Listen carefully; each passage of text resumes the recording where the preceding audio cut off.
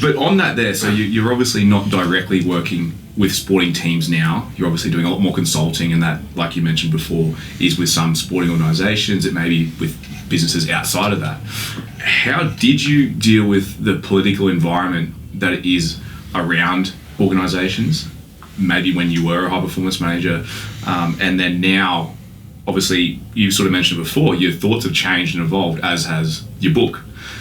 How does that play now? Like, what are your thoughts? How do you deal with some of those conflicts and politics that evolve in your conversations with people that you're consulting with?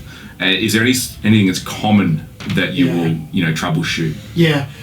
So I still do work with teams. It's just that I don't work with one team exclusively. Yeah.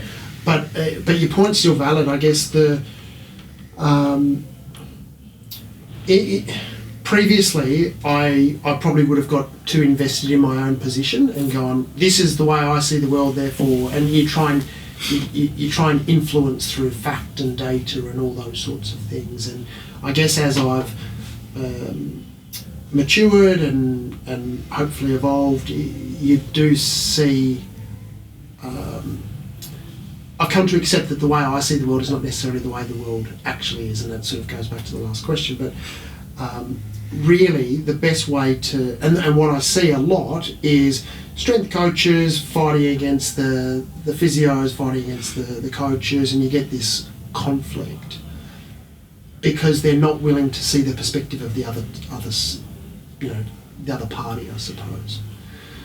And one of the things that I've learned is to be able to step back off the dance floor, get back onto the balcony and go, okay, so what's the problem we're trying to solve here?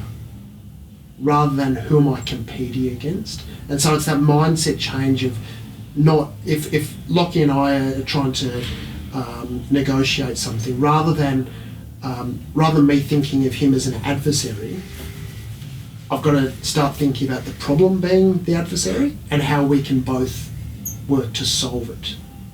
And that is at the nub of just about every conflict, is because people become entrenched in their views and there's a mismatch of expectations. So pretty much every workplace and possibly world conflict gets down to that bit.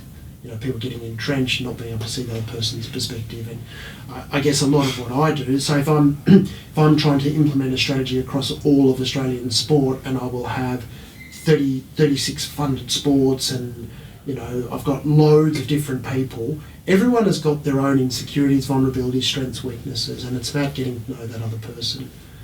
And I think that's what I take a lot more time these days getting to understand, is how they see the world, not just how I see the world.